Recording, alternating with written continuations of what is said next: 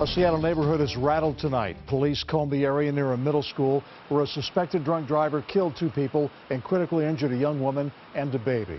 It was a horrible scene. Bodies covered in the street, a pickup truck with large dents parked down the road. The collision was quick, powerful and deadly. Ambulances, police cars, fire trucks screamed into the neighborhood.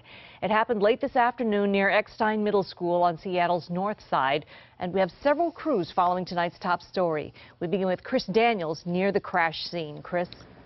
Lori, police have been processing the scene here all night and now believe they have the man responsible for the drug or alcohol-fueled wreck.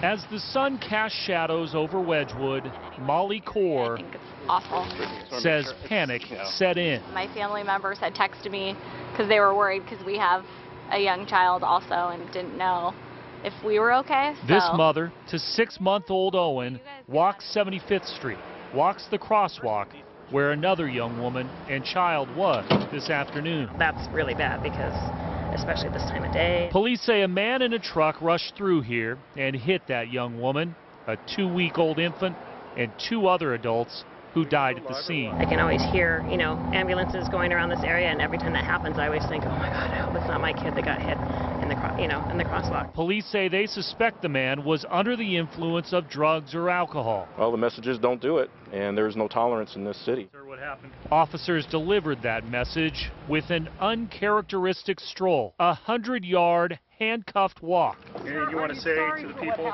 In front of waiting cameras. Do you have anything to say to the families of the people who were hit? The man was slumped, silent. Sir, was it the hill? Could you not see them because you were coming over the hill? Core's body language different. Her hands wrapped tight around her daughter. Definitely a little bit closer. Reminded now about how a choice changed 4 neighbors' lives in an instant. This crash here behind me was very close to Eckstein Middle School, which is across the street, and that led to some natural questions tonight from teachers and parents about whether there was any sort of connection between the victims and the school. The Seattle School District, however, says tonight at this point it believes there is no connection between the victims and the school community. Live tonight in Seattle's Wedgewood neighborhood, Chris Daniels, King 5 News. Thank you, Chris. Paramedics rushed the 2 survivors to Harborview Medical Center with life-threatening injuries, one of them an infant. King 5's Natalie Swaby is live with an update on their condition. Natalie.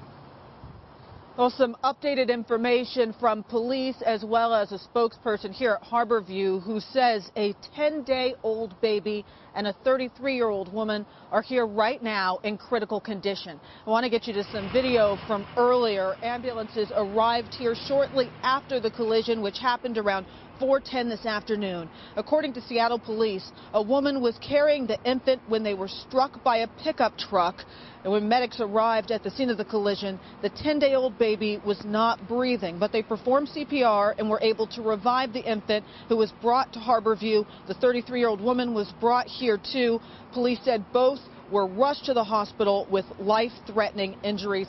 And again, the latest from spokespeople here at the hospital tonight is that the 10-day-old baby and the woman are in critical condition. We'll continue to get updates on their conditions and bring that to you as we learn it. But for now, live in Seattle, Natalie Swaby, King 5 News. Thank you, Natalie, and stay with King 5 News for continuing coverage of this developing story. We expect to learn more about the suspect and the victims tomorrow, and we'll bring you the latest right here on television and at king5.com.